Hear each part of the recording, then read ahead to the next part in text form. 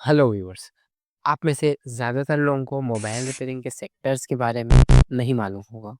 आप लोगों ने मोबाइल रिपेयरिंग के बारे में तो सुना ही होगा, बट उनमें भी अलग-अलग सेक्टर्स होते हैं, ये आपको आज मालूम होने वाला है, जो कि हम अभी डिस्कस करेंगे। तो चलिए वीडियो को शुरू करते हैं। कमेंट करके ज़रूर बताना वीडियो कैसी लगी। Different sectors in mobile repairing. Number 1, part replacement. Mobile repairing का सबसे पहला और मोस्ट कॉमन सेक्टर जिसमें आपको कोई मेजर स्किल रिक्वायर्ड नहीं है, वो है पार्ट रिप्लेसमेंट। ये काम कोई भी पर्सन विद इन 10 डेज में सीख सकता है, अगर वो मार्केट में बैठकर सीखता है तो। क्योंकि मार्केट में काम ज़्यादा रहता है तो वो पर्सन विद इन 10 डेज में सीख जाएगा। बट ऑब्वियसली पार्ट रिप्लेसमेंट में कुछ ज़्यादा स्किल नहीं लगती है, इसीलिए ये सबसे ज़्यादा कॉमन है एंड इसे हर कोई कर लेता है आसानी से, और इसीलिए इसमें कंपटीशन भी ज़्यादा रहता है और इस सेक्टर में सैलरी भी कम रहती है। हाँ, बट अगर आप एक शॉप ओनर हैं और आपके पास पार्ट रिप्लेसमेंट वाले काम ज़्यादा आते हैं तो आप इसमें से भी काफ़ी अच्छा अर्न कर सकते हैं। Number second, mobile software work. इस सेक्टर में मोबाइल के सॉफ्टवेयर से रिलेटेड सारी प्रॉब्लम्स का सॉल्यूशन करना सीखते हो आप, और इस सेक्टर में आपको मिनिमम 1 मंथ रेगुलर देना है कहीं पर भी, फिर आप इसे अच्छी तरीके से समझ सकते हैं।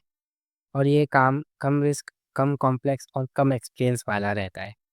ये सेक्टर में काम करने के लिए आपको कोई ज़्यादा एक्सपीरियंस नहीं चाहिए होता है। कोई भी पर्सन विद इन 1 मंथ इस काम को सीख सकता है और जॉब लग सकता है, बट सैलरी बहुत कम रहती है। और जैसे कि आप देखेंगे मोबाइल रिपेयरिंग टेक्नीशियंस जो रहते हैं, तो किसी भी एक टेक्नीशियन को सारा सेक्टर का काम नहीं आता है। कोई सिर्फ ग्लास चेंज का काम करता है, और कोई सिर्फ मदरबोर्ड रिपेयरिंग का, और कोई सिर्फ सॉफ्टवेयर रिलेटेड काम करते हैं। ऐसे बहुत कम टेक्नीशियंस रहते हैं जो कोई 2 या 3 सेक्टर्स की नॉलेज रखते हो। अब नेक्स्ट हमारा आता है फ़ोन के मदरबोर्ड की रिपेयरिंग स्किल, यानी कि chip level skills. Number 3, motherboard repairing, chip level repairing.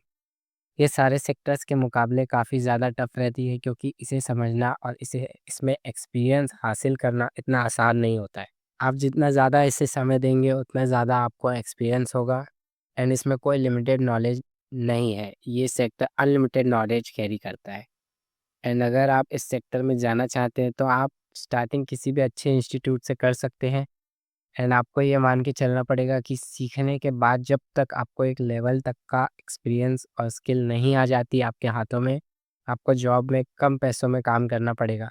लेकिन हाँ, एक बार स्किल और एक लेवल तक का एक्सपीरियंस आ जाने के बाद तो आपकी वैल्यू बढ़ जाएगी, क्योंकि इस काम में काफ़ी ज़्यादा कॉम्प्लिकेशंस रहती है और इसका रिपेयरिंग का प्रोसेस भी स्टार्टिंग के 6 मंथ्स तो कॉम्प्लेक्स ही लगता है किसी भी पर्सन को समझने में।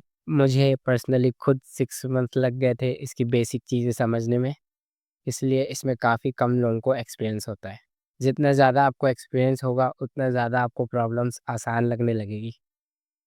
अब जैसे कि ये काम ज़्यादा वैल्यूएबल है तो इस काम में सैलरी भी, या फिर बोलूँ प्रॉफिट भी ज़्यादा होता है।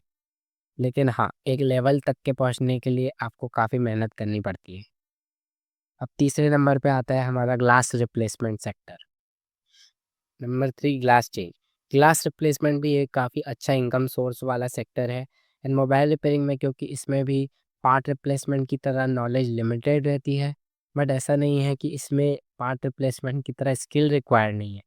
ये 100% स्किल वाला काम है, बट हाँ, इस काम को कोई भी पर्सन विद इन 15 डेज़ में आराम से सीख सकता है एंड उसके बाद एक इनकम एक्सपेक्ट कर सकता है। क्योंकि ये मदरबोर्ड रिपेयरिंग जितना टफ नहीं है, इसलिए इसमें उतना एक्सपीरियंस रिक्वायर नहीं होता है।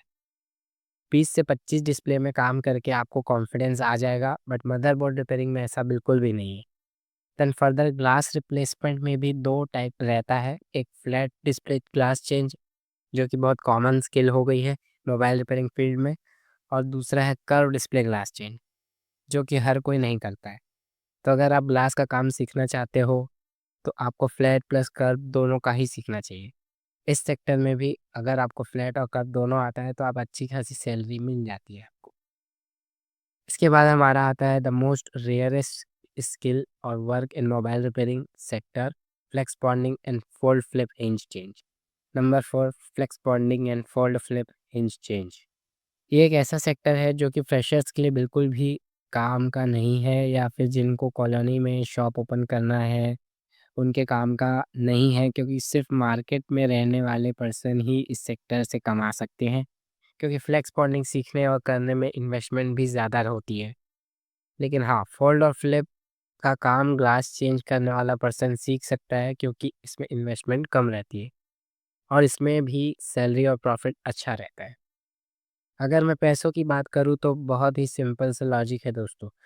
जो स्किल जितनी ज़्यादा रेयर और वैल्यूएबल रहेगी, उतना ही ज़्यादा उसमें प्रॉफिट और सैलरी आप एक्सपेक्ट कर सकते हैं, चाहे वो किसी भी फील्ड के बारे में हो।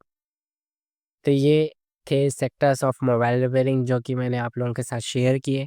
वीडियो इन्फॉर्मेटिव लगी हो तो लाइक एंड सब्सक्राइब ज़रूर करना, और अगर आपको इन सेक्टर्स के डिटेल में वीडियो चाहिए तो कमेंट करके ज़रूर बताना। Thanks for watching.